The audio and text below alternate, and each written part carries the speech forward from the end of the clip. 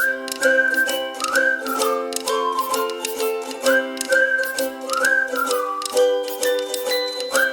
Students, मैं doctor JD आप लोगों को फिर से एक बार जेडी केमिस्ट्री क्लास में स्वागत करता हूँ।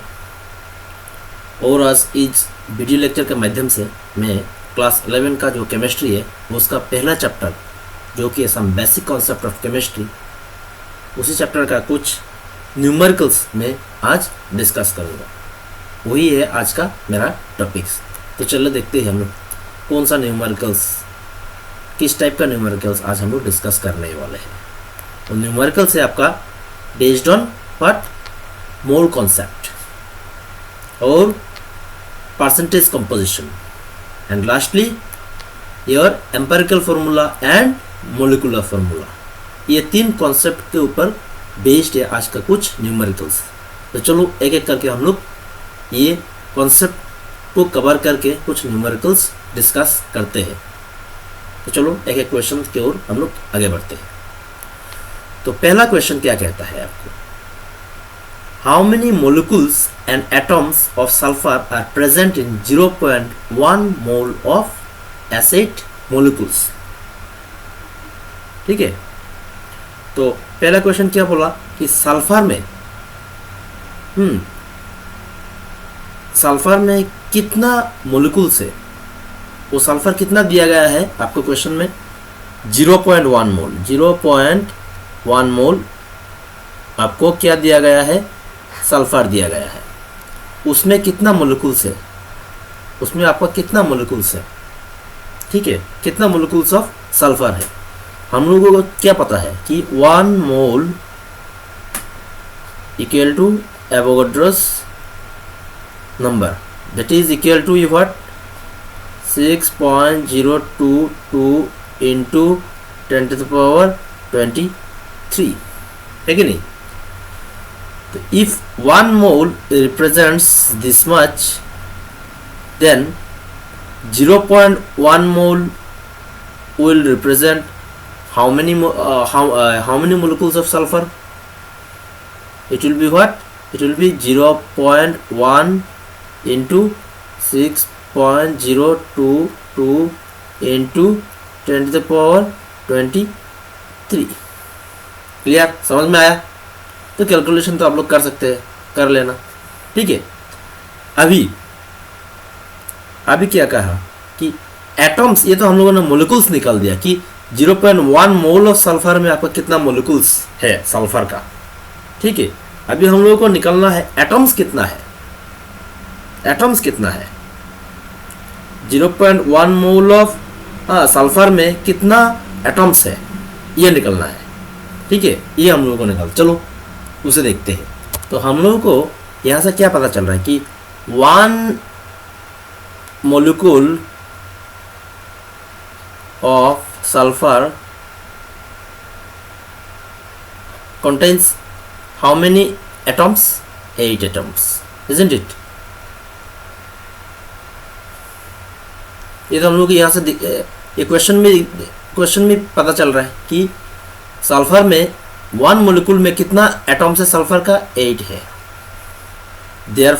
देयरफॉर ये जो नंबर ऑफ मोलिकुल्स हम लोगों का पहले आया, क्वेश्चन का पहला जो पार्ट मैंने डिस्कस किया, उसमें नंबर ऑफ मोलिकुल्स आपका कितना आया, 0.1 into 6.022 into 10⁻23।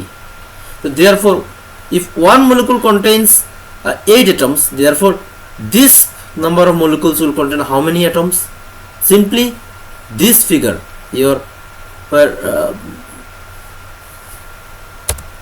this figure will get multiplied by 8. Therefore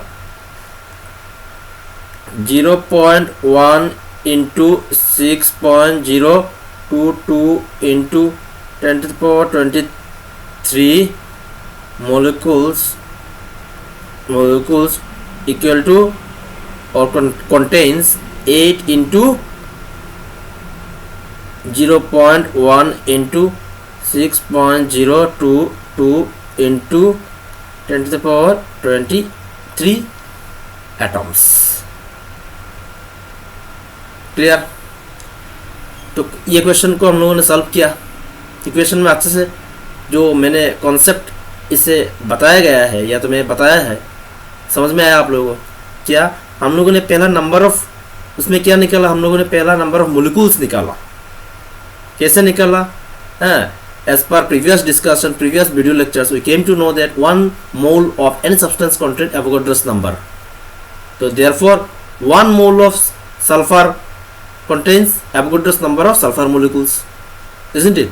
Therefore 0.1 mole of full sulfur will contain 0.1 into Avogadro's number. This much number of molecules we have found out or calculated from the first part of the question. Now we are going to the more depth of the question, that is we are required to find out the number of atoms. So therefore how did we find out? We have just multiplied the number of molecules by 8. Why? Because 1 molecule of sulfur contains 8 atoms. Therefore the number of molecules we have obtained in the previous part of the question will get multiplied by 8 to get the number of atoms. Clear? समझ में आया आप लोगों को? ठीक है, तो चलो नेक्स्ट क्वेश्चन की ओर आगे बढ़ते हैं हम लोग।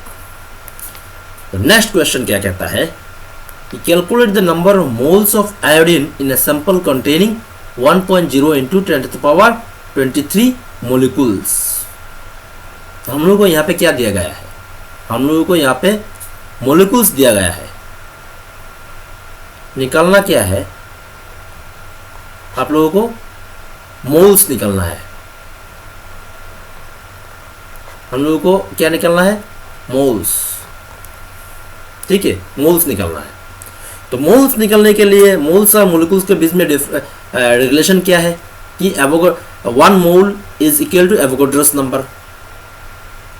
अगर उसका उल्टा कहा जाए कि एवोगाड्रोस नंबर रिप्रेजेंट्स 1 मोल, मतलब 6.022 इंटू 10⁻23 नंबर ऑफ मोलिक्यूल्स और पार्टिकल्स और एनी सब्सटेंस रिप्रेजेंट्स 1 मोल। तो यहाँ पे मोलिक्यूल्स का बात ही हो रहा है कि नहीं? यहाँ पे मोलिक्यूल्स का बात हो रहा है, मतलब Na molecules is equivalent to 1 mole iodine, isn't it? Isn't it? Therefore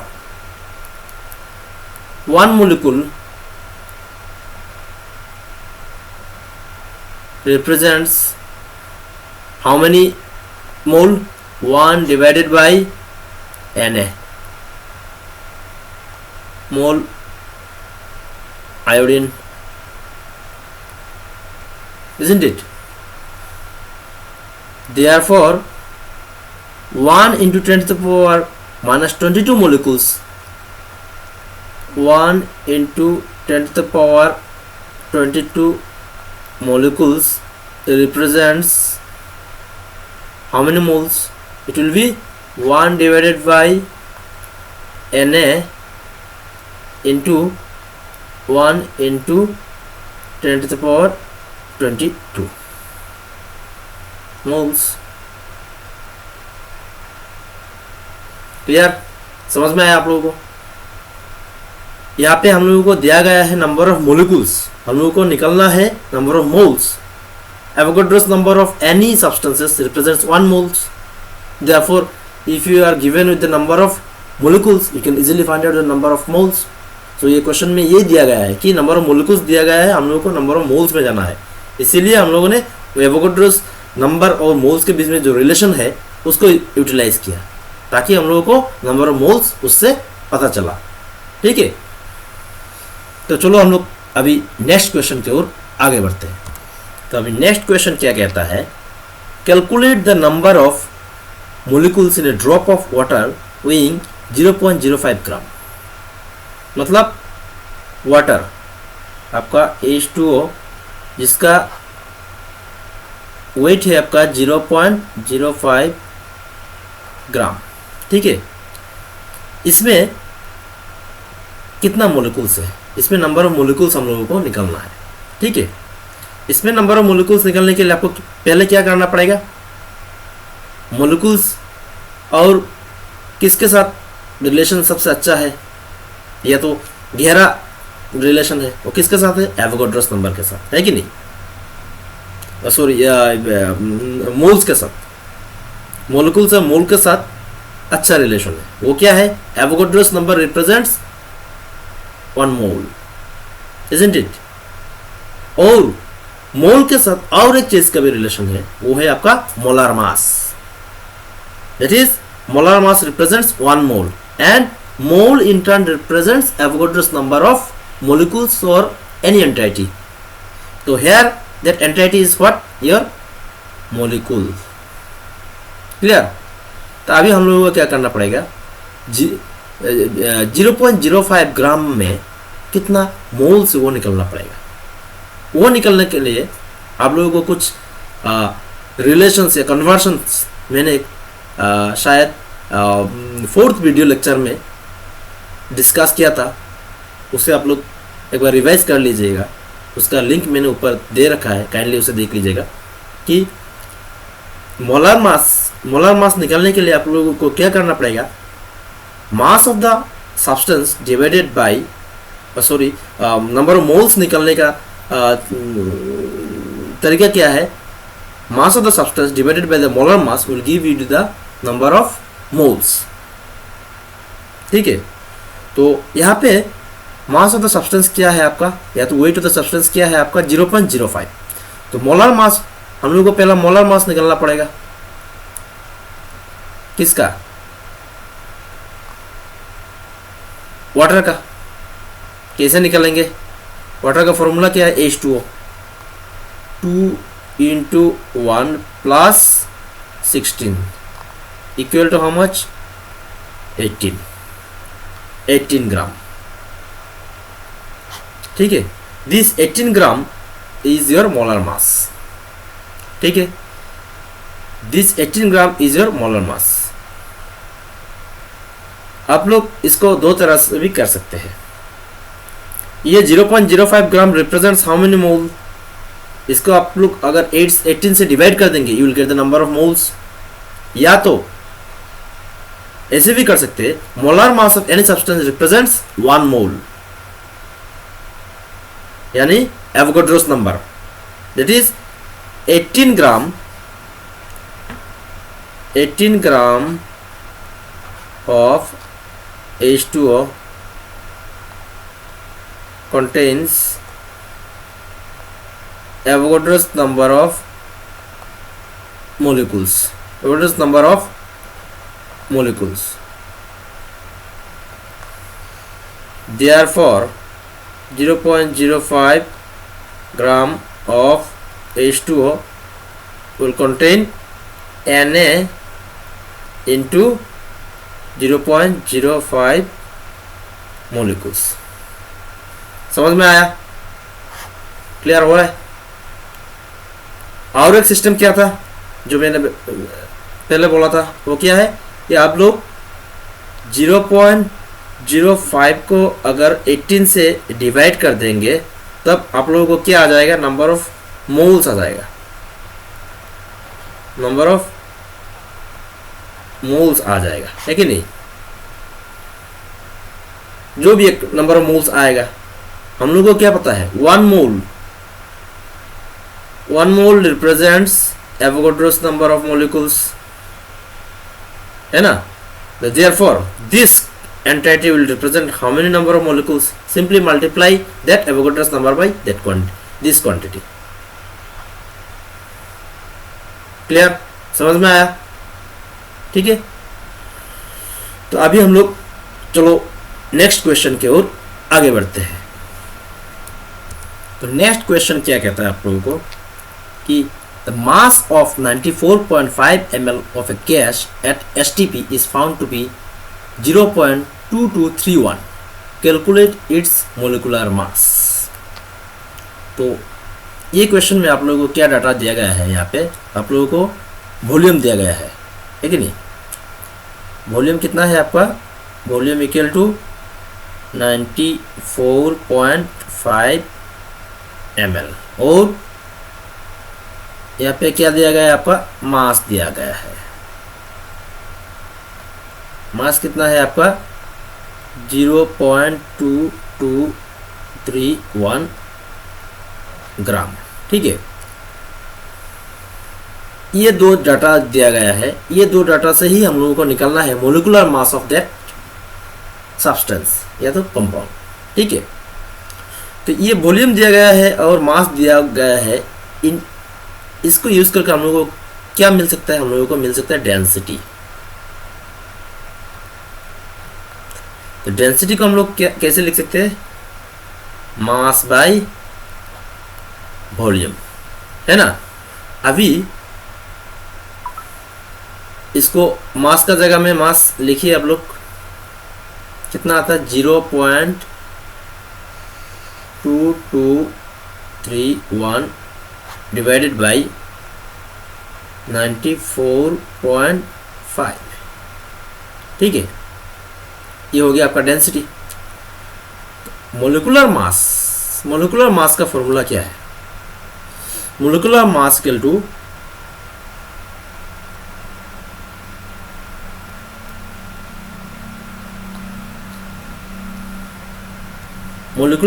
equal to molar equal to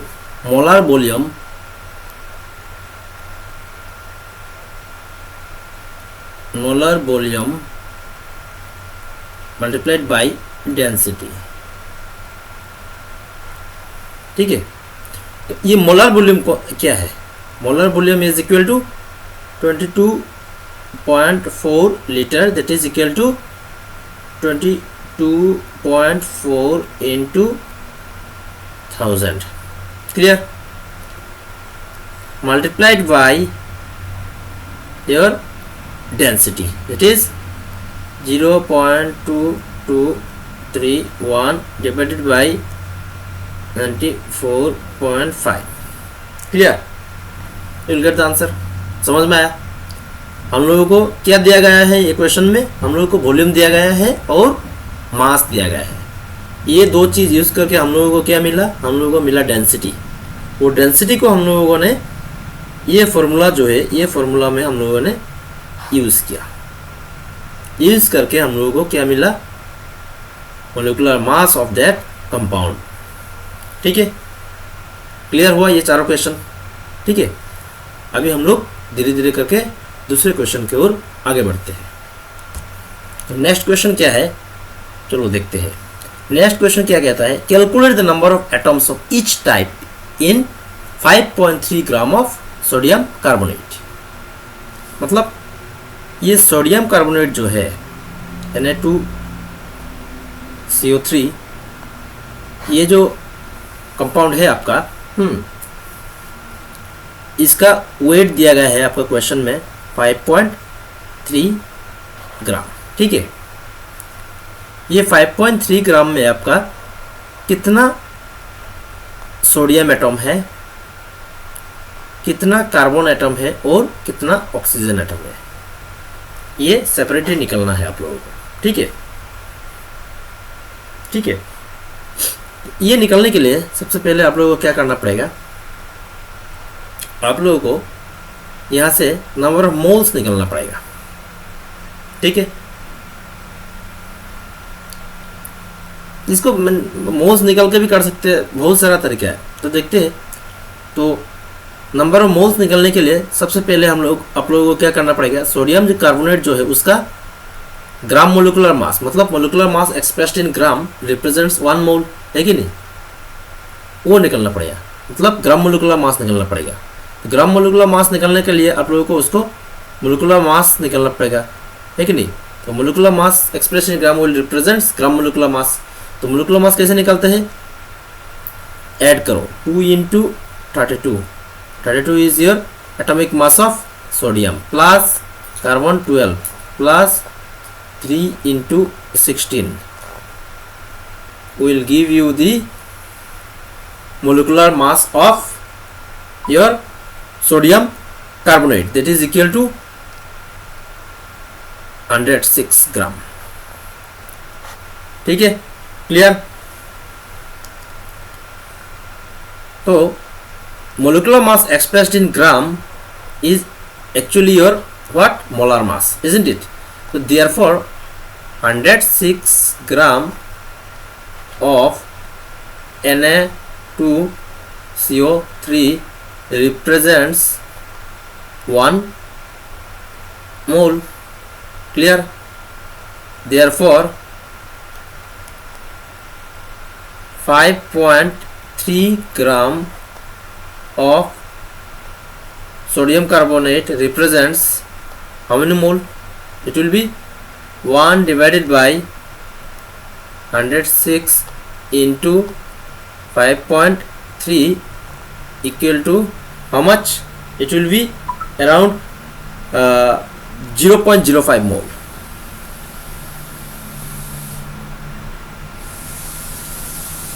clear? समझ में आया? मतलब आपको यहाँ से ये जो 5.3 ग्राम है, ये 5.3 ग्राम से आपको नंबर ऑफ मोल्स मिल गया। यहाँ पे कितना मोल्स है ये मिल गया आपको, ठीक है। तो देयरफॉर ये नंबर ऑफ मोल्स इसमें कितना है ये आपको मिल गया। अभी आप लोगों को निकालना है इसमें नंबर ऑफ मोलिक्यूल्स कितना है, तो निकालो। पहला नंबर सोडियम कार्बोनेट का नंबर ऑफ मोलिक्यूल्स निकाल लेते हैं।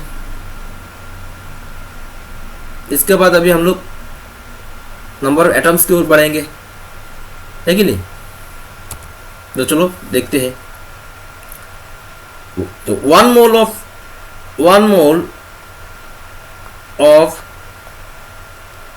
Na2CO3 contains Avogadro's number of Na2CO3 units, isn't it? Therefore your 0.05 mole of Na2CO3 will contain what? 0.5 into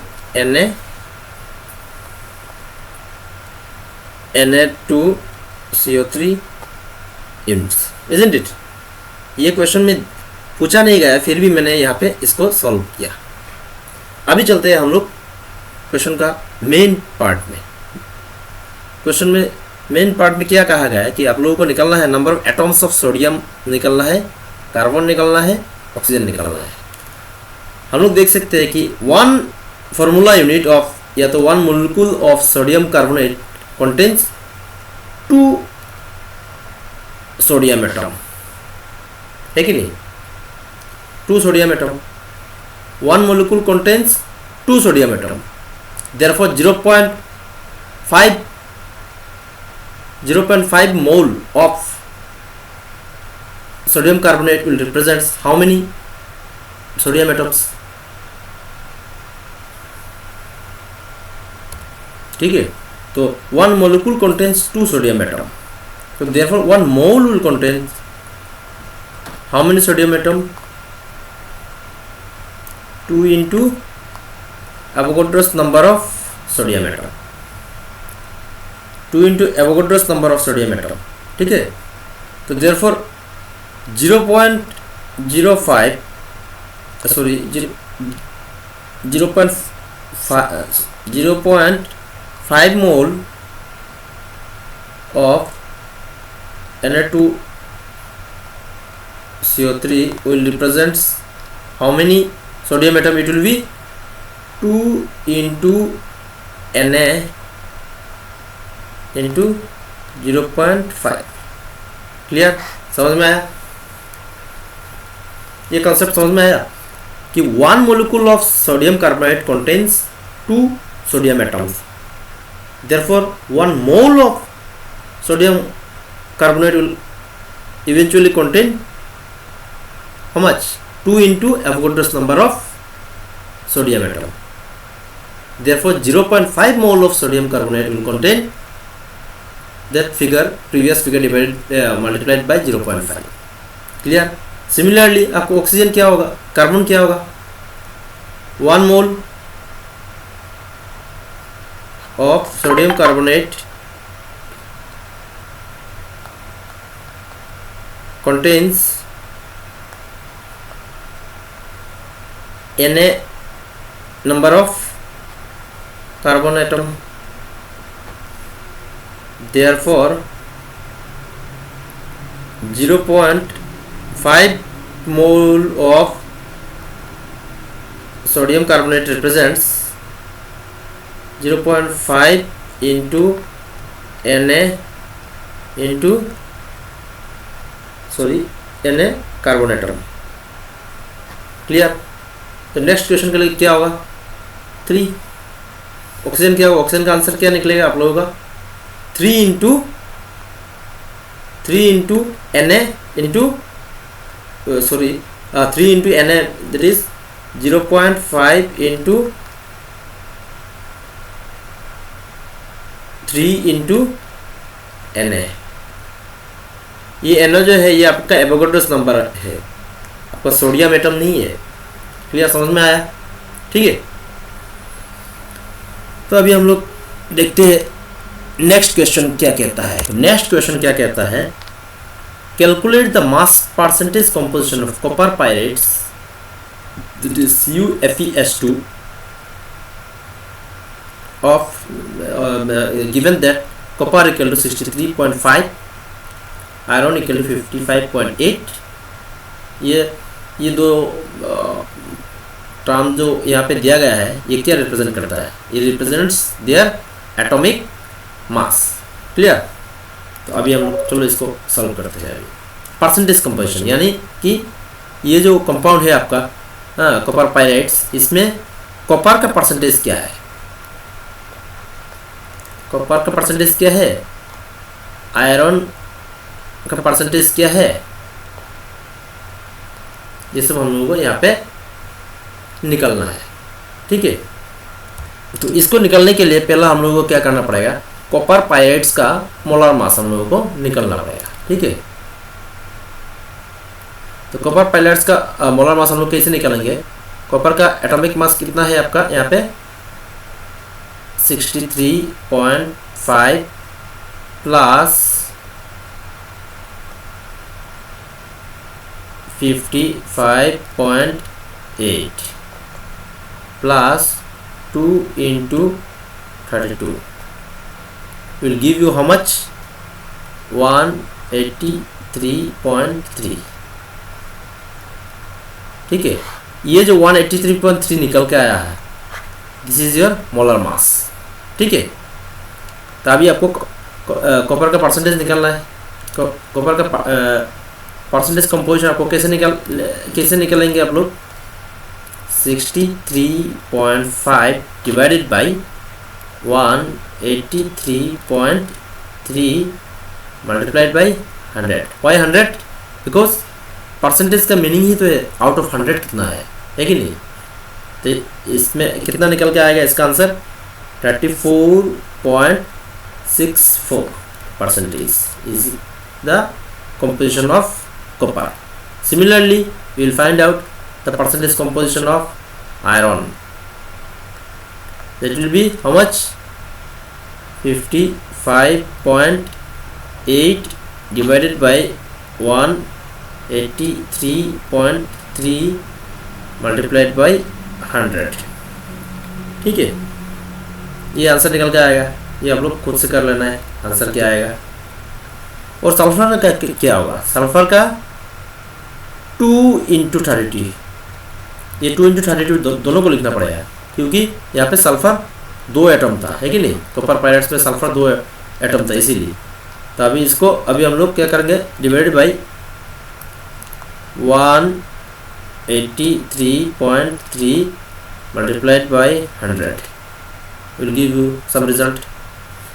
तो ये हो गया आपका कॉपर का परसेंटेज कंपोजिशन, ये हो गया आयरन का परसेंटेज कंपोजिशन, ये हो गया सल्फर का परसेंटेज कंपोजिशन।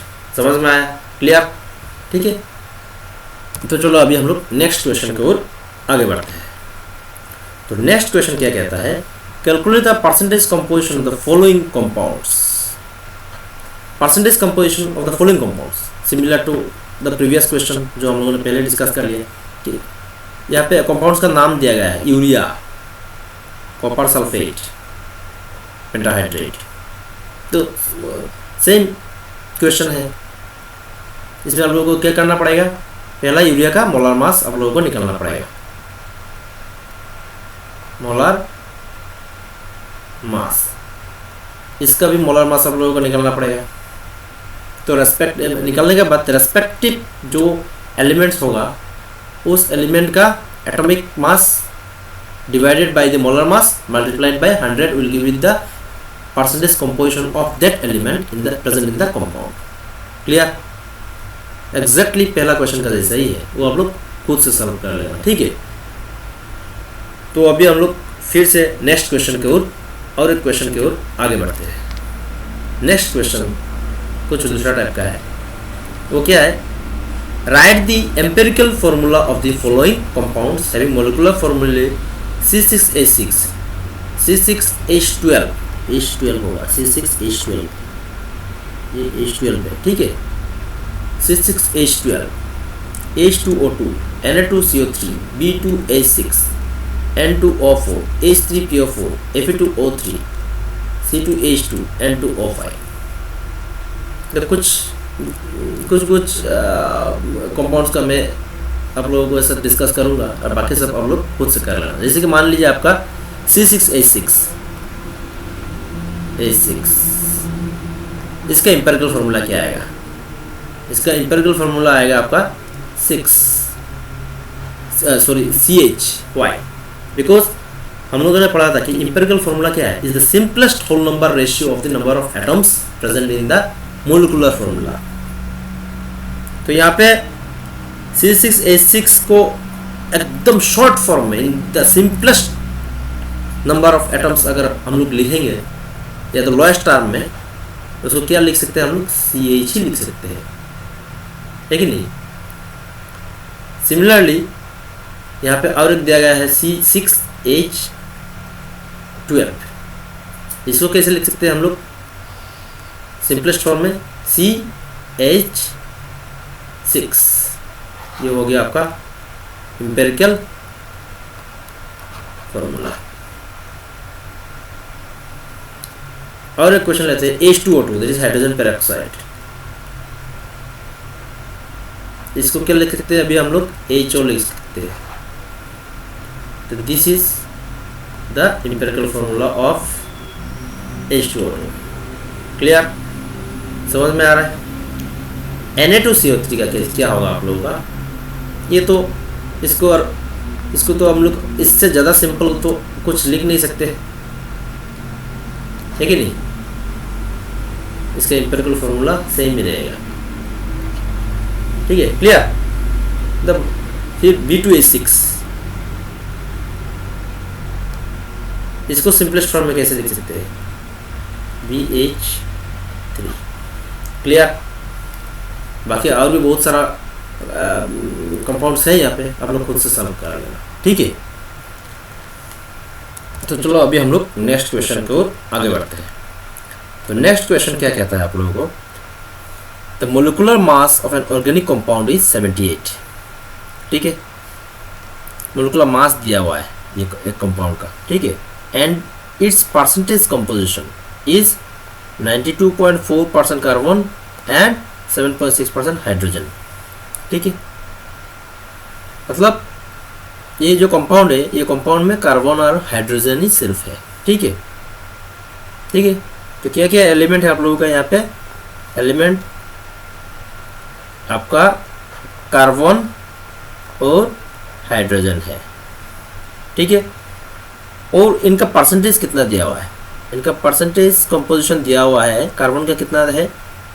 92.4 और हाइड्रोजन का कितना है? 7.6, ठीक है। ये दिया है। ये दो डाटा हम लोगों को यहाँ पे क्वेश्चन में दिया गया है।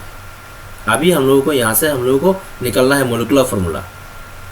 ये आपका MOLE होगा, ठीक है। क्वेश्चन टाइपिंग में थोड़ा गलती हुआ, ठीक है।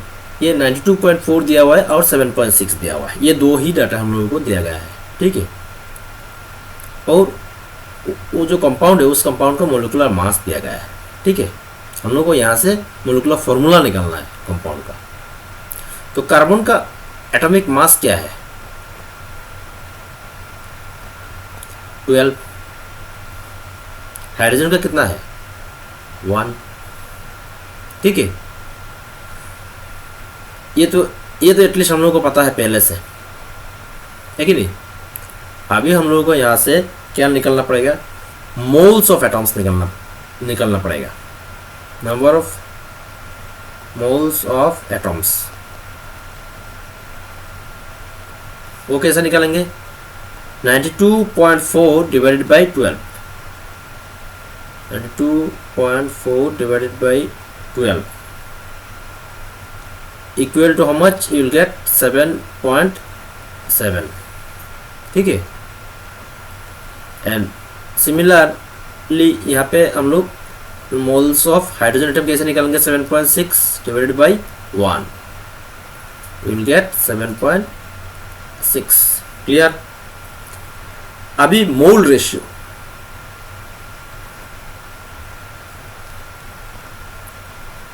अभी मोल रेशियो हम लोग निकालेंगे, ठीक है।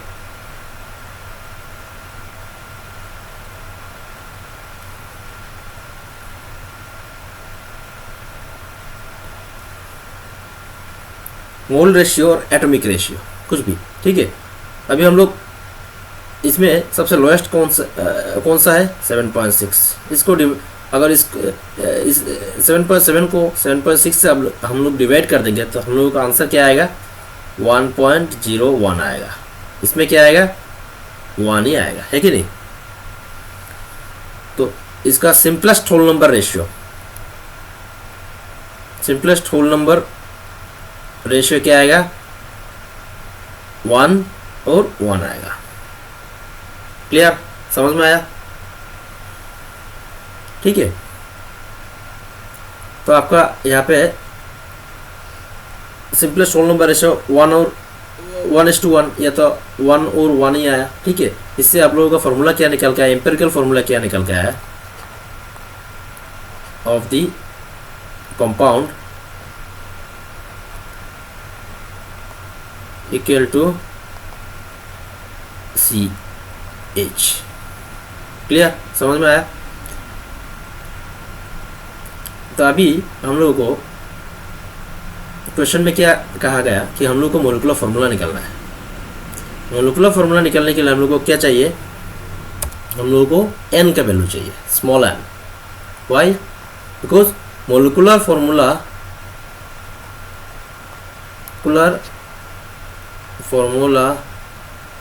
Equal to n into empirical formula, ठीक है। तो ये n जो है, ये n क्या है, ये आपका molecular mass divided by empirical formula mass. तो एम्पेरिकल फार्मूला मास कितना है, empirical formula mass equal to carbon का 12 और हाइड्रोजन का 1, कुल मिला के आपका कितना हुआ, 13 हुआ, ठीक है। अब मोलिकुलर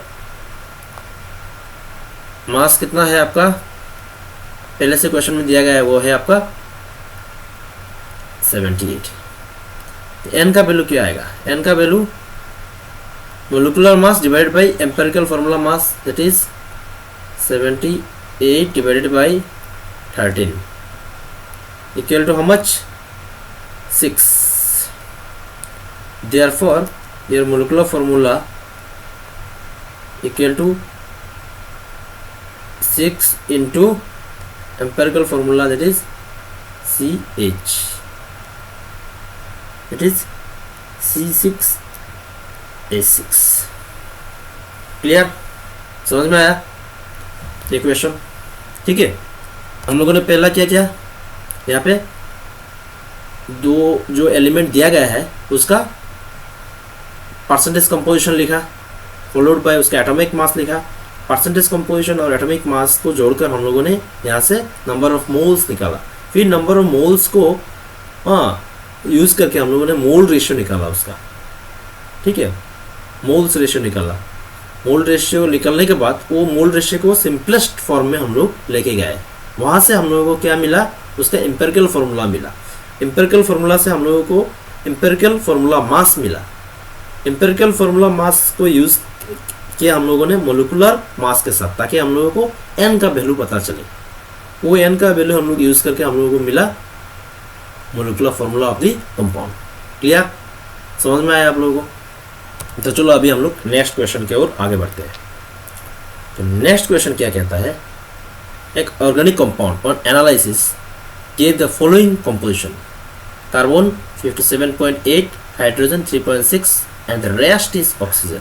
यानी कि कार्बन हाइड्रोजन छोड़ के बाकी जो भी कुछ है वो आपका ऑक्सीजन है। वो कंपाउंड में 3 एलिमेंट है जो कि है आपका कार्बन, हाइड्रोजन और ऑक्सीजन।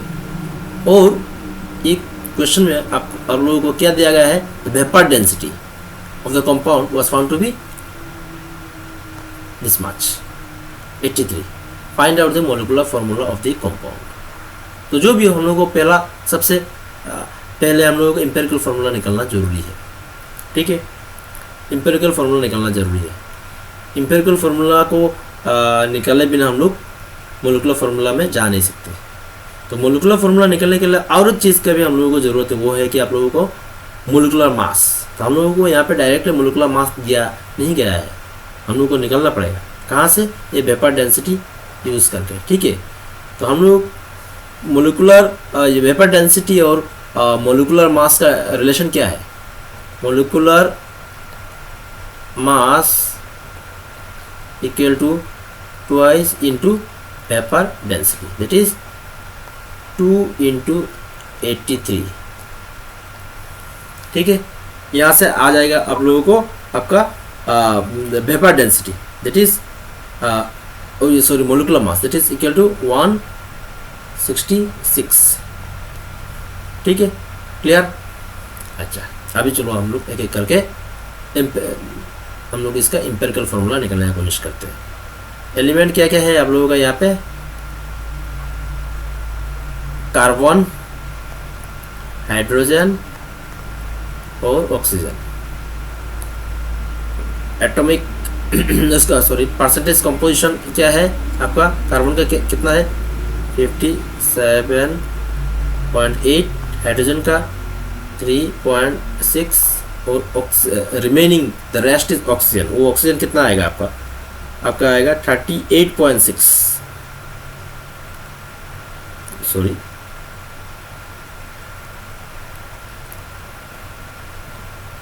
8.6। ठीक है, तो ये हो गया आपका कार्बन का, ये हो गया आपका हाइड्रोजन का, ये हो गया आपका ऑक्सीजन का। ठीक है, तो ये जो ऑक्सीजन का परसेंटेज मिला हम लोगों को कैसा मिला? ये दोनों को जब हम लोग सब्ट्रैक्ट कर देंगे 100 से, तब हम लोगों को मिल जाएगा ऑक्सीजन का परसेंटेज कंपोजिशन। ठीक है, तो अभी ये तीनों का एटॉमिक मास क्या है? एटॉमिक मास कार्बन का 12 है, हम लोग को पता ही है पहले से। हाइड्रोजन का 1, ऑक्सीजन का 16। Using this atomic mass and percentage composition you will get the number of moles.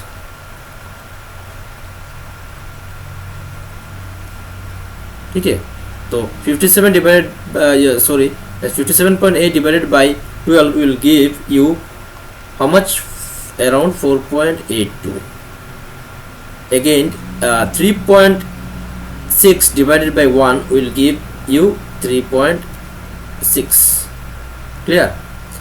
And 38.6 divided by 16 will give you 2.41. ठीक है, यहाँ से अभी हम लोगों को क्या निकालना पड़ेगा? हम लोगों को मोल रेशियो निकालना पड़ेगा। ठीक है, तो मोल रेशियो निकालने के लिए हम लोगों को सबसे छोटा जो नंबर है, सबसे छोटा जो न्यूमेरिकल पार्ट है, उससे बाकी सब लोगों को डिवाइड कर देना पड़ेगा। ठीक है, ताकि हम लोगों को कार्बन का मिले हम लोगों को 2, इसका मिले हम लोगों को नियर अबाउट 1.49 और इसका हो जाएगा आपका 1।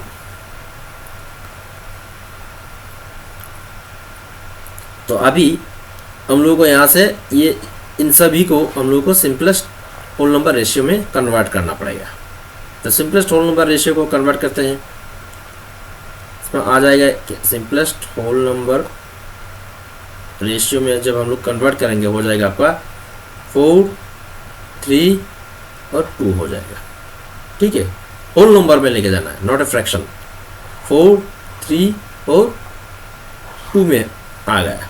ठीक है, मिल गया। तो यहाँ से हम लोगों को क्या मिला?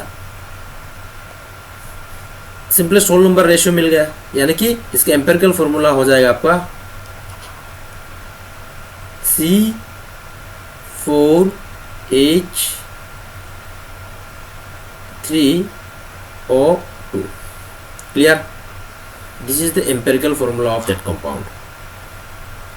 अभी empirical formula mass भी तो हम लोगों को चाहिए, निकाल लो। क्या होगा आपका 4 × 12 प्लस 3 × 1 प्लस 16 × 2। क्लियर? वो आ जाएगा आपका कितना 83। ठीक है, क्लियर? अभी आप लोगों को एम्पिरिकल फॉर्मूला मास भी आप लोगों के पास है और मोलिकुलर मास भी आप लोगों के पास है। यहाँ से आप लोगों को क्या मिल जाएगा m,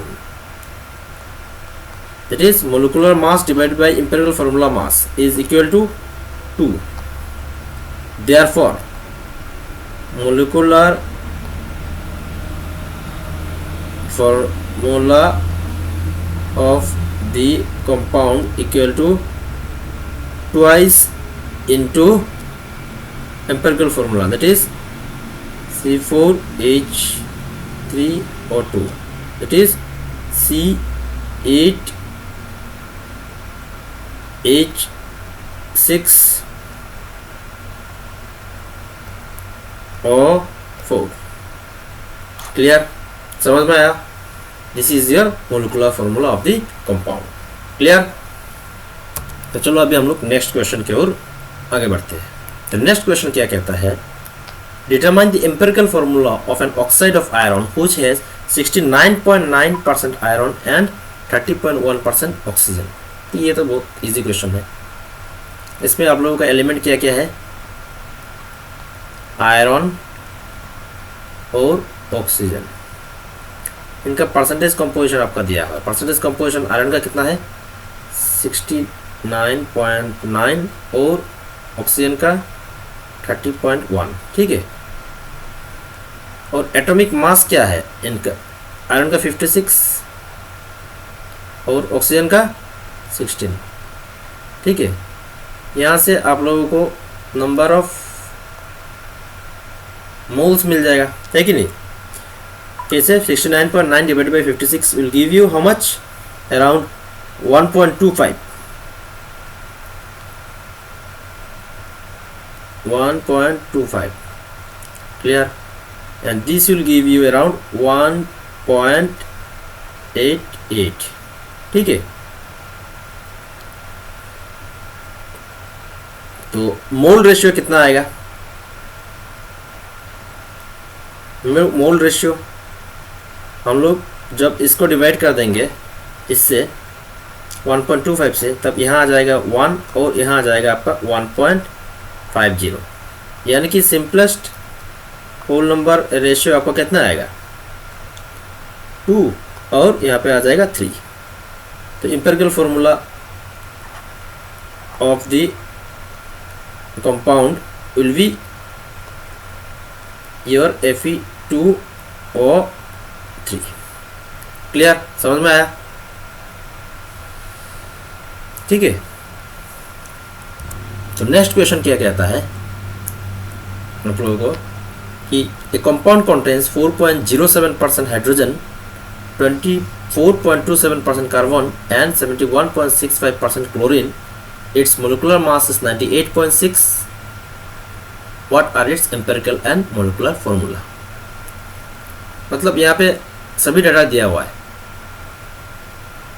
हाइड्रोजन का परसेंटेज दिया हुआ है, कार्बन का भी दिया हुआ है, क्लोरीन का भी दिया हुआ है, यानी कि ये कंपाउंड में आपका हाइड्रोजन, कार्बन और क्लोरीन का एग्जिस्टेंस है। तो यहाँ से हम लोग इसका नंबर ऑफ मोल्स निकाल सकते हैं। मोल्स से हम लोग मोल रेशियो निकालेंगे, इसके बाद सिंपलेस्ट होल नंबर रेशियो निकालेंगे। ठीक है, सिंपलेस्ट होल नंबर रेशियो निकालने के बाद हम लोग इसके एम्पिरिकल फॉर्मूला निकाल देंगे। एम्पिरिकल फॉर्मूला निकालने के बाद हम लोग को एम्पिरिकल फॉर्मूला मास निकाल लेंगे। तो मोलिकुलर मास दिया हुआ है, मोलिकुलर मास को जब हम लोग एम्पिरिकल फॉर्मूला मास से डिवाइड कर देंगे तब हम लोगों को मिलेगा n का वैल्यू। उस n से हम लोगों को जो पहले एम्पिरिकल फॉर्मूला मिला है उसको जब मल्टीप्लाई कर देंगे you will get the molecular formula. तो इट इज़ इजी, है कि नहीं? अगर पहला जो क्वेश्चंस मैंने आप लोगों को समझाया वो अगर समझ में आया अगर, तो ये क्वेश्चन करने में आप लोगों को कोई दिक्कत नहीं आएगा मेरे हिसाब से, ठीक है। तो ये आप लोग खुद से करने का कोशिश करना। अगर कुछ करने में दिक्कत आया तो मुझे ज़रूर कमेंट करना, ठीक है। तो आज का वीडियो लेक्चर मेरा यहीं तक सीमित है। मैं आशा करता हूँ कि आप लोगों को ज़रूर ये जो टॉपिक्स मैंने आज समझाने का कोशिश किया है आप लोगों को समझ में आया, ठीक है। तो चलो मिलते हैं हम लोग नेक्स्ट वीडियो लेक्चर क्लास में। Thank you.